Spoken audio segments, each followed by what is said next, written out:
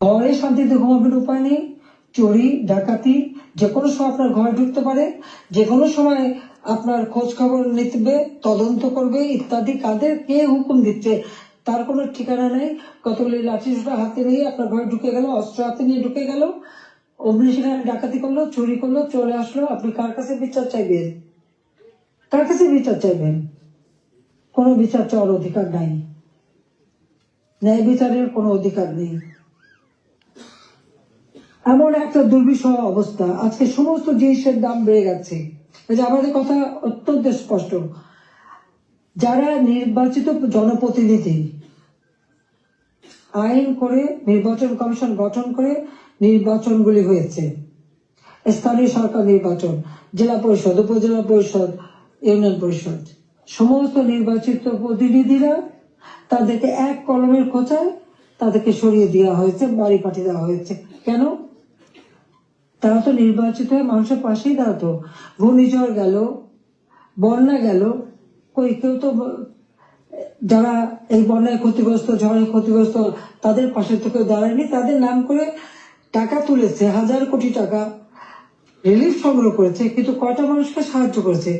আজকে যদি স্থানীয় সরকারের প্রতিনিধিরা থাকতো, এই জনপ্রতিনিধি তো মানুষের পাশে দাঁড়াতো, কিন্তু সেটা দাঁড়াতে পারেনি। কাজে আমাদের কথা খুব স্পষ্ট, এক কলমের কোথায় জনগণের ভোটে নির্বাচিত প্রতিনিধিদের সেই বিদায় দেওয়া, এটা জনগণকে অপমান করা, ভোটারকে অপমান করা। কাজে তাদেরকে আবার স্বস্থানে স্থান করে দিতে হবে। সরকারি কর্মকর্তা কর্মচারী তাদের উপর হয়রানি বন্ধ করতে হবে, গ্রেপ্তার বন্ধ করতে হবে, মামলা থেকে তাদের রেহাই দিতে হবে, চাকরিচ্যুতি করা হলে, বহিষ্কৃত করা হলে তাদের পুনরায় কাজের ব্যবস্থা করতে হবে। আওয়ামী লীগ সহ সমস্ত রাজনৈতিক নেতা কর্মী, ব্যবসায়ী, সাংবাদিক, সংস্কৃতি কর্মী, পেশাজীবী, শিক্ষক যাদেরকে গ্রেপ্তার করা হয়েছে, মিথ্যা মামলা দেওয়া হয়েছে, সকল মিথ্যা মামলা প্রত্যাহার করতে হবে এবং সকল বন্দীদের মুক্তি দিতে হবে। সেই সাথে সাথে দায় মুক্তি দেওয়া হয়েছে। 15 জুলাই পর থেকে যারা অপরাধ করেছে তাদেরকে দায় মুক্তি দিয়েছে। এই দায় মুক্তি দিয়ে কিন্তু একটা কাজ করেছে,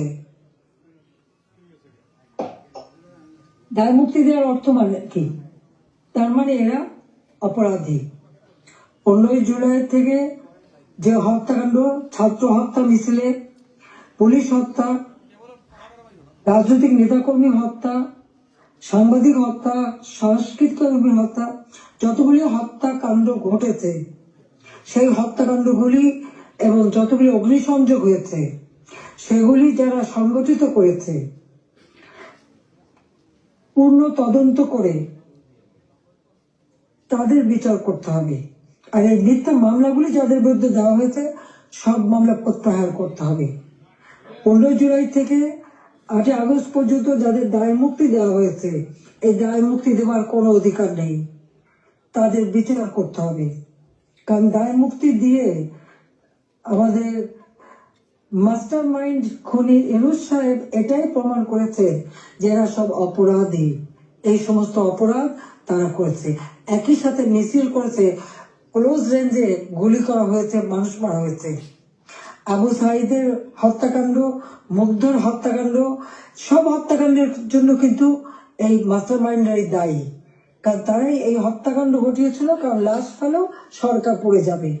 হ্যাঁ, আমি যদি আরো শক্তি প্রয়োগ করতাম, অনেক লাশ পড়তো, আমি সরে আসতাম না। কিন্তু আমি তো লাশের উপরে লাশ ফেলতে চাইনি, আমি তো চাইনি মানুষ আরো জীবন দিক। কারণ আমি তো স্পষ্ট দেখতে পাচ্ছি যে পরিকল্পিতভাবে হত্যা হচ্ছে, পুলিশকে খামাখা দোষারোপ দিচ্ছে, পুলিশকে তো রাবার বুলেট ব্যবহার করেছে এবং যখন পুলিশকে মেরে ঝুলানো হয়েছে তখন তারা তাদের জীবন বাঁচাতে চেষ্টা করেছে। এটা কিন্তু একটা ইউনিভার্সাল সিস্টেম, এটা বিশ্বব্যাপী আছে, তাদেরও আত্মরক্ষার সুযোগ আছে। কিন্তু যারা এইভাবে পিটিয়ে পিটিয়ে হত্যা করলো, যারা আগুন জ্বালিয়ে দিয়ে পুড়িয়ে হত্যা করলো, তাদের বিচার কেন হবে না? যারা ঘরে ঘরে যে লুটপাট করলো, আগুন দিল, এমপি হোস্টেল, সংসদ ভবন, সেগুলি যারা ভাঙচুর করেছে, প্রত্যেকটা এমপির হোস্টেলের রুম তারা লুটপাট করেছে তালা ভেঙে ভেঙে। প্রথমে চুরি করেছে, লুটপাট করেছে ছাত্র নামদারি, তারপরে সেখান থেকে পরে পুলিশে দিয়েছে। প্রত্যেকটা বাড়ি বাড়ি যে হামলা, লুটপাট। আমাদের তো কিছুই নেই। গণভবন লুটপাট, আমি তো গণভবন ছেড়ে দিয়ে আসছি। আমরা দেখলাম ইউনূস সাহেব নিজেই তার সমন্বয়কদের নিয়ে চলে গেছেন গণভবনে, কাজে লুটপাটের কিছু ভাগ বটরা নেওয়ার জন্য। সেখানে উনিও সেই লুটপাট করেছেন। কাজে লুটেরা এখন দেশ লুট করছে। শেয়ার মার্কেটে লক্ষ কোটি টাকা পাচার হয়ে গেল। কোথায় গেল ওই টাকা? ব্যাংকগুলি এক এক করে সব বসে যাচ্ছে। কেন? অর্থনীতিকে এভাবে কেন ধ্বংস করলো? যেখানে মাথা পিছু আয় আমরা বাড়িয়েছিলাম, আমরা আজকে আন্তর্জাতিকভাবে স্বীকৃত যে বাংলাদেশ উন্নত হচ্ছে, 35তম অর্থনীতির দেশ আমাদের লক্ষ্য ছিল। আমরা প্রকৃতপক্ষে 25তম আমরা করে ফেলেছিলাম। আমরা আরো উন্নত করতাম। 26 সালের মধ্যে বাংলাদেশ আরো এগিয়ে যেত। 41 সালের মধ্যে বাংলাদেশকে আমরা একটা আধুনিক স্মার্ট বাংলাদেশ গড়ে তুলব, সেই লক্ষ্য নিয়ে আমরা কাজ করছিলাম। কেন বাংলাদেশের অগ্রযাত্রা ব্যাহত করা হলো, সেই জবাব এই খুনি ইউনূস, ফ্যাসিবাদ, স্বৈরাচার, তাকে দিতে হবে। সেই জবাব তাকে দিতে হবে, তার ওই মাস্টার মাইন্ড এবং তার সমন্বয়কদের দিতে হবে, তার উপদেষ্টাদের দিতে হবে। বলে হাসিনার বিচার করবে। কি বিচার করবে? আমি তো কি অন্যায় করেছি? গরিবের পেটে ভাত দিয়েছি, এটা অন্যায়? দারিদ্র মুক্ত করেছি, এটা অন্যায়? জনগণকে কথা বলার সুযোগ দিয়েছি, ভোটের অধিকার ফিরিয়ে দিয়েছি, হত্যাকুশ ষড়যন্ত্র রাজনীতি বন্ধ করেছি, এইগুলি আমার অন্যায়? আমার হাত দিয়ে তো কোনো খুন হয়নি। আমি তো মানুষের জীবন নিতে আসিনি, আমি মানুষের জীবন দিয়েছি, জীবন উন্নত করেছি। যারা জীবন নিয়েছে, যারা হত্যাকাণ্ডের সঙ্গে জড়িত, তাদের বিচার হবে। এবং সংবিধানের 7ম অনুচ্ছেদে খ অনুযায়ী কেউ যদি অবৈধভাবে ক্ষমতা দখল করে, তার বিচার হয়। জনপ্রতিনিধি আরেকজন জনপ্রতিনিধির কাছে ক্ষমতা হস্তান্তর করতে পারে। আমি তো সেই সুযোগ পাইনি। হ্যাঁ, আমি সরে এসেছিলাম যেন লাশের উপরে লাশ না পড়ে, সেই জন্য। দুর্ভাগ্যের বিষয় যে থামেনি। একদিন ইনশাআল্লাহ সেই দিন আসবে, এই খুনিদের বিচার একদিন বাংলা মাটিতে হবেই হবে।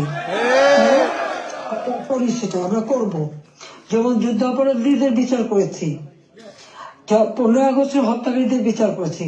আমি জানি এই যুদ্ধ অপরাধীদের বিচার করেছি বলে আমার বিরুদ্ধে মামলা, এবং আইসিটিতে ওই আন্তর্জাতিক যে ট্রাইব্যুনাল আমরা করেছিলাম যুদ্ধ অপরাধীদের বিচার করতে, আজকে সেই কোর্ট করে সেখানে আমার মামলা হবে, সেখানে আমার বিচার হবে। কেন? সেই সময় যুদ্ধ অপরাধীদের যে ডিফেন্সে ছিল তাকেই করেছে চিফ প্রসিকিউটর এই আইসিটির।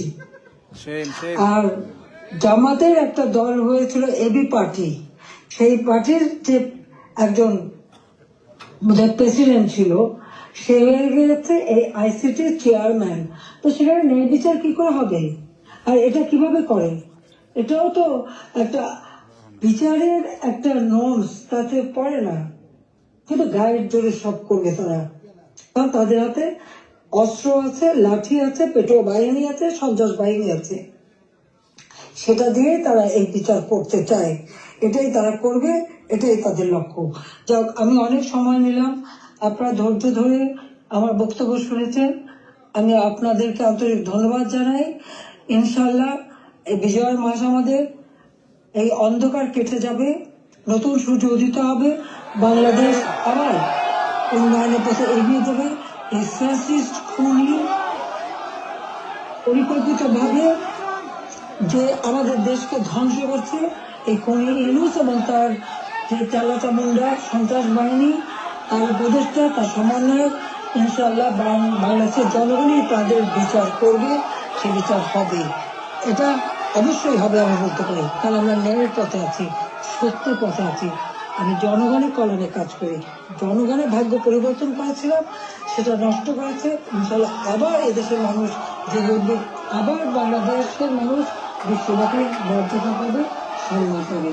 সবার কাছে আন্তরিক ধন্যবাদ জানাই।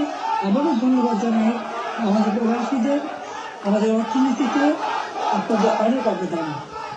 আমাদের দেশের অগ্রযাত্রা, দেশের প্রতিটি অর্জনে প্রবাসীদের অবদান রয়েছে। সেজন্য সকলকে আমি আন্তরিক ধন্যবাদ জানাই, কৃতজ্ঞতা জানাই। সকলে ঐক্যবদ্ধ হন, এই ফ্যাসিস্ট স্বৈরাচার ইউনূস সরকারের হাত থেকে দেশ যেন মুক্ত হয়, দেশের মানুষ যেন আবার তাদের সুষ্ঠু জীবন ফিরে পায়, সেই কামনা করে জাতির পিতার স্বপ্নে সোনার বাংলা ইনশাল্লাহ আমরা গড়ে তুলব, সেই প্রত্যয় ব্যক্ত করে আমার বক্তব্য শেষ করছি। খোদা হাফেজ। জয় বাংলা, জয় বঙ্গবন্ধু, বাংলাদেশ চিরজীবী হোক।